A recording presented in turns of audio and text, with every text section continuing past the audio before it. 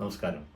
ഇന്ന് ഒക്ടോബർ 2, 20-ാം നൂറ്റാണ്ട് കണ്ട ഏറ്റവും വലിയ ദാർശനികനും മതേതരവാദിയും ജനാധിപത്യവാദിയുമായ മോഹൻദാസ് കരംചന്ദ് ഗാന്ധിജിയുടെ ജന്മദിനമാണ്. ഇന്ത്യയുടെ മഹാനായ രാഷ്ട്രപിതാവിൻ്റെ ജന്മദിനം നാം ആചരിക്കുമ്പോൾ ജനാധിപത്യത്തിൻ്റെയും മതേതരത്വത്തിൻ്റെയും ഫെഡറലിസത്തിൻ്റെയും ഒക്കെ മഹത്തായ ആശയങ്ങൾ ഏറ്റവും ഔന്നത്യത്തിൽ ഉയർത്തിപ്പിടിക്കേണ്ട ഒരു കാലത്താണ് നാം ജീവിക്കുന്നത് എന്ന ഒരു ബോധം നമുക്ക് ഉണ്ടാവേണ്ടതുണ്ട്. വ്യത്യസ്തമായ മതങ്ങളും വ്യത്യസ്തമായ ആശയങ്ങളും വേഷങ്ങളും സംസ്കാരങ്ങളുമുള്ള വൈവിധ്യങ്ങളുടെ നാടാണ് നമ്മുടെ ഇന്ത്യ. ആ ഇന്ത്യയിൽ പ്രകടമായ വൈവിധ്യങ്ങൾ ഉള്ളപ്പോൾ പോലും ഇന്ത്യ എന്ന മഹത്തായ ആശയം നെഞ്ചേറ്റിയവരാണ് നാം ഇന്ത്യക്കാർ.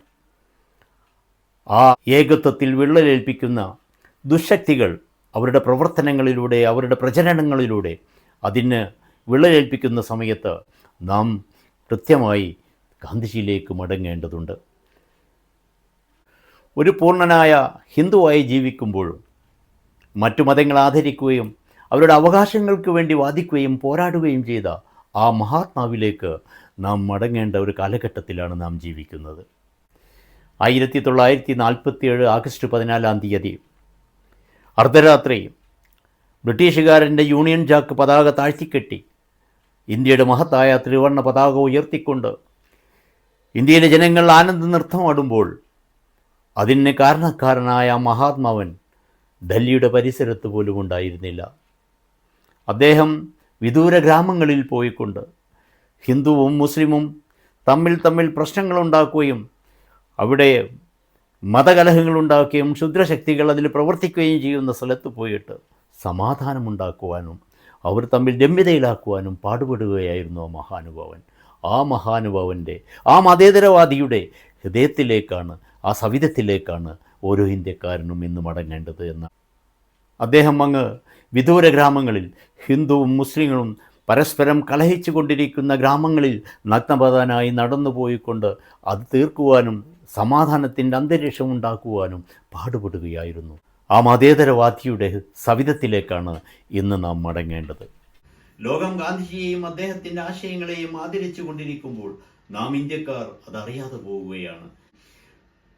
ഇന്ത്യ കണ്ട ഏറ്റവും വലിയ വർഗീയവാദിയും തീവ്രവാദിയുമായ നാഥൂറാം ഗോഡ്സെ, അർദ്ധ ഫക്കീറും ലോകോത്തര മതേതരവാദിയുമായ മഹാത്മാവിൻ്റെ നെഞ്ചത്തേക്ക് നിറയൊഴിച്ചത് 1948 ജനുവരി 30 ഗോഡ്സെയുടെ പിന്മുറക്കാരിയായ പൂജ ഷാക്കൂർ പാണ്ഡെ എന്ന ദുഷ്ട ആ മഹാത്മാവിൻ്റെ ഫോട്ടോക്ക് നേരെ വെടിയുതിർത്തത് ഇന്ന് 2019 ആ വർഗീയവാദികൾ അത് തുടർന്നുകൊണ്ടിരിക്കുകയാണ്. അദ്ദേഹത്തിൻ്റെ ആശയങ്ങൾക്ക് നേരെ ജനാധിപത്യ ധ്വംസനത്തിലൂടെ നിറയൊഴിച്ചു കൊണ്ടിരിക്കുന്നു. ആ മഹാത്മാവിനെ ലോകം എങ്ങനെയാണ് നോക്കിക്കണ്ടത് എന്ന് ജാൻ സ്മർട്ട് എന്ന സൗത്ത് ആഫ്രിക്കയുടെ പ്രധാനമന്ത്രിയുടെ ജീവിതരേഖയിൽ നമുക്ക് ദർശിക്കാവുന്നതാണ്. ജാൻ സ്മർട്ട് ബ്രിട്ടീഷ് സൈന്യത്തിലെ ഉന്നത ഉദ്യോഗസ്ഥനും ദക്ഷിണാഫ്രിക്കൻ രാഷ്ട്രതത്വജ്ഞനും അറിയപ്പെടുന്ന തത്വചിന്തകനുമായിരുന്നു. ഗാന്ധിജി ദക്ഷിണാഫ്രിക്കയിലായിരുന്നപ്പോൾ ബ്രിട്ടീഷുകാരുടെ ഇന്ത്യൻ അധിനിവേശത്തിനെതിരെയും കൊളോണിയലിസത്തിനെതിരെയും ശക്തമായി പ്രതികരിക്കുകയും പ്രതിഷേധിക്കുകയും ചെയ്യുക പതിവായിരുന്നു. അപ്പോഴൊക്കെ ഔദ്യോഗിക ചർച്ചകളിൽ ജാൻ സ്മാർട്ട് ആയിരുന്നു ബ്രിട്ടീഷുകാരെ പ്രതിനിധീകരിച്ച് സംബന്ധിക്കാറുള്ളത്. രാഷ്ട്രീയമായും ആശയപരമായും വ്യത്യസ്ത ചേരികളിലായിരുന്നിട്ടും ജാൻ സ്മാർട്ടിന് ഗാന്ധിജിയെ വലിയ മതിപ്പായിരുന്നു, വലിയ ബഹുമാനമായിരുന്നു. ഗാന്ധിജി സൗത്ത് ആഫ്രിക്ക വിട്ട് ഇന്ത്യയിലേക്ക് മടങ്ങുമ്പോൾ അദ്ദേഹം പറഞ്ഞത്, "the saint has left our souls. I sincerely hope for ever." മഹാനായ സന്യാസി ഞങ്ങളുടെ തീരം വിട്ട് യാത്രയായി, എങ്കിലും ഞാൻ അദ്ദേഹത്തിൽ പ്രതീക്ഷയർപ്പിക്കുന്നു എന്നായിരുന്നു. തിരിച്ചു വരുമ്പോൾ മഹാത്മജി അദ്ദേഹത്തിന് ഒരു സമ്മാനപ്പൊതി കൊടുത്തിരുന്നു. ആ സമ്മാനപ്പൊതിയിൽ 2 തൂവൽ ചെരുപ്പുകളായിരുന്നു. കൂടെ ഒരു കുറിപ്പുമുണ്ടായിരുന്നു. കുറിപ്പ് ഇപ്രകാരമായിരുന്നു: "ഈ ചെരുപ്പുകൾ ഞാൻ സ്വന്തം കൈകൊണ്ട് തുന്നിയതാണ്. താങ്കൾ ഇത് ഉപയോഗിക്കണം." ജാൻ സ്മാർട്ട് പിന്നീട് തൻ്റെ ആത്മകഥയിൽ എഴുതിയത്, "ആ ചെരുപ്പ് ഞാൻ പലപ്പോഴായി ധരിക്കാൻ ശ്രമിക്കാറുണ്ടായിരുന്നു. പക്ഷേ അപ്പോഴൊക്കെ ഞാൻ കരുതും, ഒരു മഹാമനീഷി തൻ്റെ കൈകൊണ്ടുണ്ടാക്കിയ ഈ ചെരുപ്പാണിത്.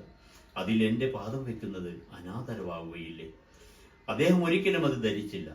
അത് നിധി പോലെ സൂക്ഷിച്ചു. മാത്രമല്ല, തൻ്റെ മകന് തൻ്റെ അന്ത്യാഭിലാഷം എഴുതിയ കുറിപ്പിൽ അദ്ദേഹം എഴുതി, "ഞാൻ മരിച്ചാൽ എൻ്റെ ശവപ്പെട്ടിയിൽ ഈ തുകൽ ചെരുപ്പുകൾ ബൈബിളിനോടൊപ്പം എൻ്റെ ഹൃദയഭാഗത്ത് വെക്കണമെന്ന്."